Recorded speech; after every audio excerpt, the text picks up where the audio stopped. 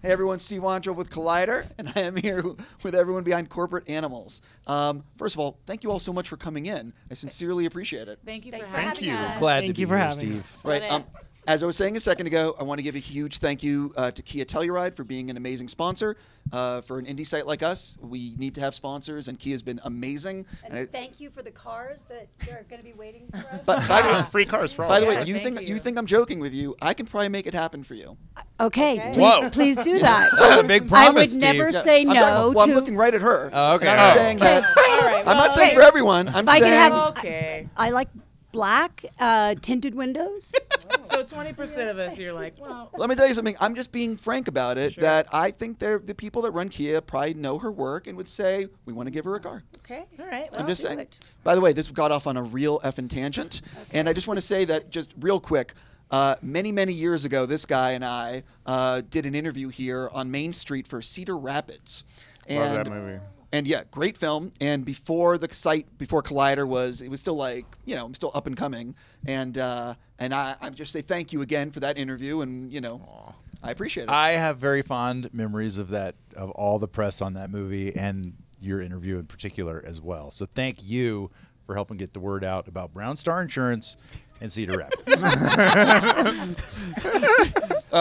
So first of all, I am so excited to see your film, and it premieres, I believe, tomorrow night here at Sundance. 8:30. So I hate asking the generic thing, but no one will have seen the film yet, or barely anyone will have seen the film who's watching this interview. So can you talk a little bit about what it's about? Sure. So Corporate Animals is about this.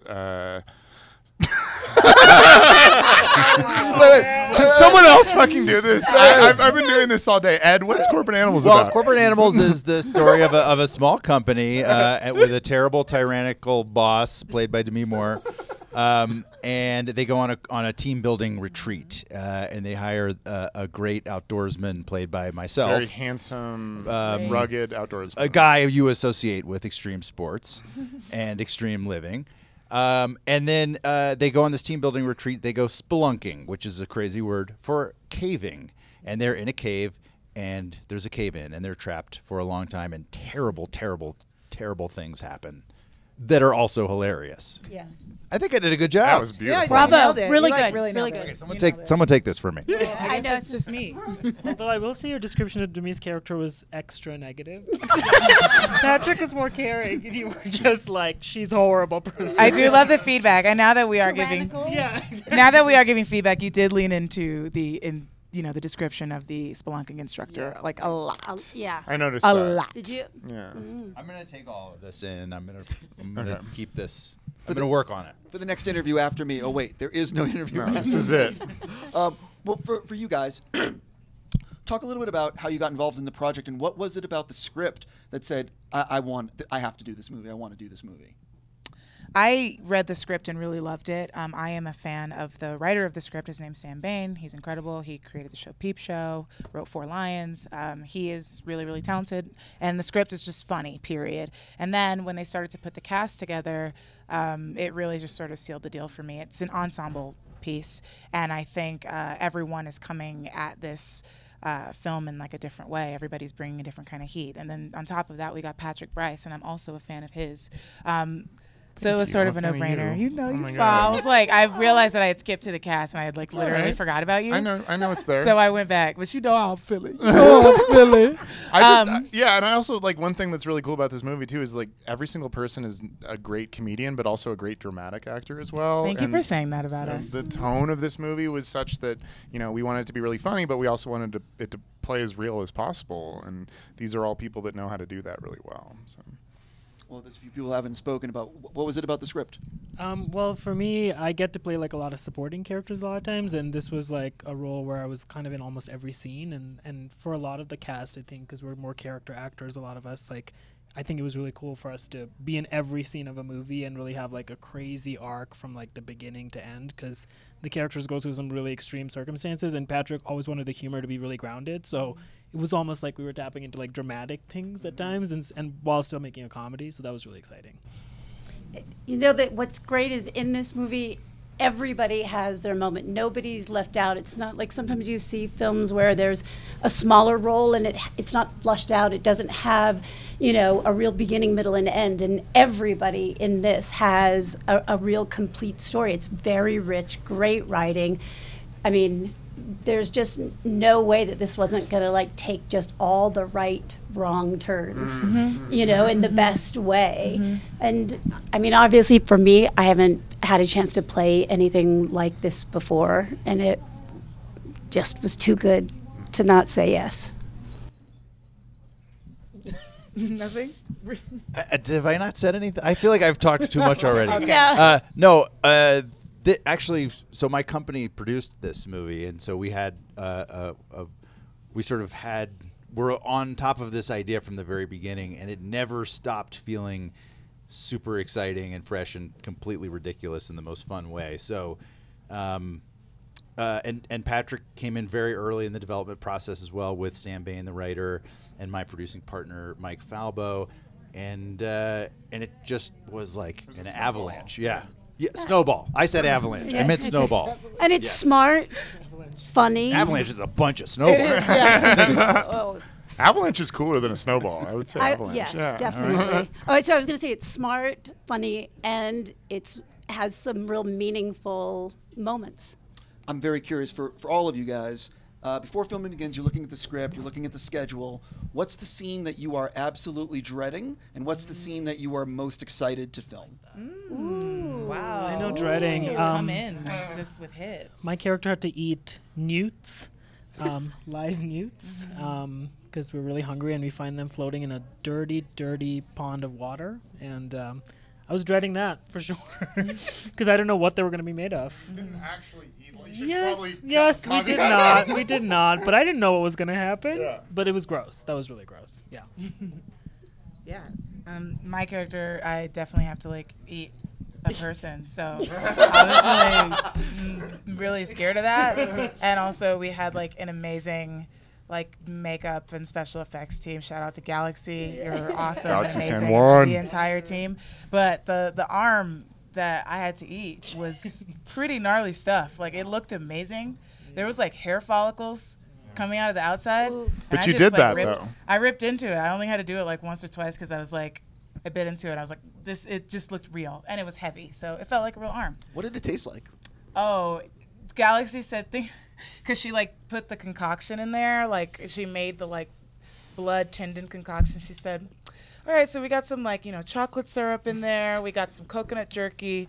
And she said, it's vegan, but she said, think of it as a sweet, smoky luau. And I was like, cool. So I unpacked that, and I ate the arm. So pretty crazy. We served vegan human. Which scene, though, for you, were you either super excited to do or scared shitless? Well, I'm sort of in the very beginning of the movie, this adventure guy, so I was sort of excited about the team building exercises. Those are always sort of big, fun, physical, set piecey things. And then I'm also a little claustrophobic, so there's some caving shots that I was dreading more than I actually had a problem with on the day. Just the dread was there, but then when I was doing it, I was just as you know, I'm a professional, and I reached deep down and I nailed it. Thank you for that. Which scene for you? Most nervous or most excited? I don't know. I didn't have any that I dreaded. I think I was hit with the reality of 8-page scenes, and that was something when you're reading it. It didn't really. Normally it's 2-3 pages, and when we stepped in our very first day, it was an 8-page scene where I'm speaking almost the entire time in monologues. And so that kind of was a little daunting. The scenes that I loved so many of them. I don't know. I think the ones where I think are I hate to even say this word, but there's something where he's saying I did something to him, which I would never do to anybody. And we'll let it be but that was actually a lot of fun. And like being able to take a stand on my position on feminism, it was excellent. I'm always That's curious. it. Oh, sorry. No, that's it. I'm always curious about the editing process because that's the final rewrite. So, what did you learn in the editing room while cutting? What was it like in the editing room while cutting? And also, maybe what did you learn from early friends and family screenings that impacted the finished film? Yeah, well, I mean, with all of my movies, I've gone through the process of screening early cuts to friends and family and other filmmakers, and I found it to just be the most invaluable stage of the process. It's also the most gut-wrenching, and you really have to surrender your ego, and you're literally saying, watch the worst iteration of my movie and tell me what's wrong with it. But if you can do that, it's important because I think going through that process is what makes your movie good, and it sort of trims the fat, and you're able to see what clarify your themes and what you want the movie to be. And so it was really encouraging with this movie because I worked with my editor Chris Donlin, who's edited every single project that I've done. So he's someone who I'm super comfortable with and have a great rapport with. And I think we were luckily the first screenings felt really tight. The first screenings felt like we had something. We could see it there in those early first painful to watch cuts. And so going from there to whittling it down to what it is now was just it was really exciting because it at least in my mind kept getting better. Everyone who's been coming in, we've been playing Get to Know Your Sundance Attendee. It's a few fun questions. I promise these are harmless. And so for the cast, everyone's looking nervous. For the cast, what TV show would you love to guest star on? And what TV show would you love to guest direct? I would love, just because I'm such a Sam Bain fan, to bring back Peep Show and guest direct an episode of Peep Show. I've told Sam if I ever go to the UK, he needs to get everyone together to meet me as like a Make-A-Wish Foundation type thing because I'm so obsessed. But yeah, I'd love to do that. Stranger Things. I really like Stranger Things. That'd be cool. Yeah. Skip me. Oh. Wow. I'm tired. Sorry, my brain is starting to I did think though in a delayed response what was maybe one of the more difficult scenes for me, and that was being drugged through the dirt with all the rocks going up my back. Yeah. Demi gets drugged through the dirt. She also has to rappel down a cave wall. You're doing all kinds of crazy shit, and then you're 8 pages. That's not gonna work. It was nuts though. I am tired. Yeah. It's okay. I love that you own it too. I love Search Party, so I would love to be on Search Party. Yeah. I love it. What would you direct? Search Party. I would love to do that. That'd be awesome. Does it have to be a current show? Nope. Any show you'd love to guest star I would on. love to guest star on Happy Days. Okay. That just feels like Can we make that happen? so up my alley. As far as directing goes, I'd love to direct The Kaminsky Method. Okay. Fun show. It's a great show. Do you remember, this is my next question, what film scared you as a kid? Sleepaway Camp. I couldn't sleep for 2 months after that movie. I saw it when I was 8 or 9. That is too early. Way for that movie. too early. Anybody else? It scared me as a kid. Monster Squad. I watched Monster Squad, and I needed to call my grandmother afterwards to reassure me that it wasn't real. I watched it when I was 6 years old or 7 years old, and it really fucked me up. Is it weird that nothing I watched as a kid scared me? No, that's awesome. Really? That's I'm really not, dope. I'm being honest. There isn't anything. I was trying to think of That's any dope. of the ones, including Exorcist. How old were you? Well, Exorcist, I was maybe 10, 11. You should have been. We're all Should have saying been you should have had scared. some trauma from that. Anything scare you now, recently? Or do you just not No, I watch Forensic Files to go to sleep. I watched Ted Bundy, the show the other night to documentary? go to sleep. Yeah. Yeah. Wow, Is you're that I'm just awesome. Okay. Right. Here's my last question for you guys. Do you remember when you were growing up? Was there a performance or a movie that you saw and said, and that's how you wanted to be in the entertainment industry? I'm always curious if if you remember what that switch was that said, "Oh my God, I want to do that." Yeah, I when I was a kid, I used to watch the show called All That, and it was this, a lot of Nickelodeon stars. So I wanted to do that. I wanted to be an actor like from that. I just wanted to like do comedy and sketches and stuff like that. And then as I got a little older, then I would watch SNL with my grandma like all the time whenever she'd babysit me, and I was like, oh, that's a younger version of that. Oh, okay, I see. But my intro to that was all that. Yeah. For me, it was a no-brainer. It was Eddie Murphy on Saturday Night Live. Like, he just captured my imagination so completely, and he made me want to do comedy. Thank you.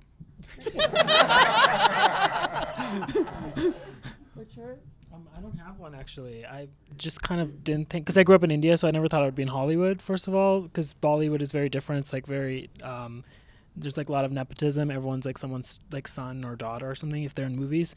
And so I just kind of came here and I did theater in college and then got an agent, and then I was like, I guess I'm doing this now. So it really didn't. But my favorite movie growing up, comedy, was Mrs. Doubtfire. That's what I just watched over and over again. Yeah. So I have a couple of weird ones. So there was between Funny Girl and On a Clear Day, which a lot of people haven't seen, which is also Barbra Streisand, and Katharine Hepburn in Philadelphia Story. And then the real deciding factor is my neighbor, who I used to read scripts to because she spoke English but didn't read, was an actress named Nastasia Kinski.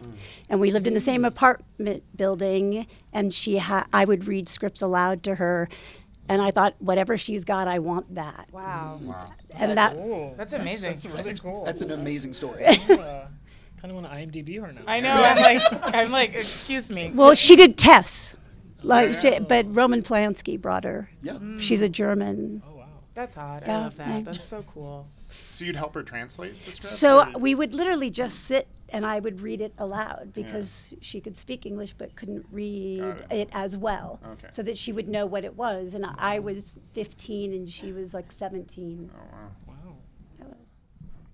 Wow. For me, it's What's Yeah, you're not topping this. I've yet to meet Nastasia Kinski. For me, I mean, it's kind of a wide swath. Like, very early on, it was Zucker Brothers movies, like Naked Gun and Top Secret, and then, I mean, really, The Jerk was one of the first movies that I watched and was like, I don't understand how something could be so funny, you know, and just being so completely taken and blown away. But then when it came to like me actually thinking about making movies as something I'd want to do, it was Twin Peaks Fire Walk with Me, which I know is the weirdest fucking thing to say, but it's like that was a movie that really spoke to me. And so, you know, going forward, all my stuff has kind of been an intersection of that type of vibe. Sure. Can't go wrong with David. Sorry I said vibe, by the way. Are you kidding? It was so vibey the way you said vibe.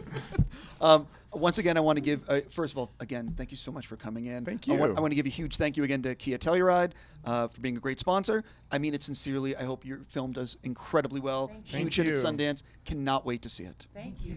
Thank you, so Steve. much. Thank you.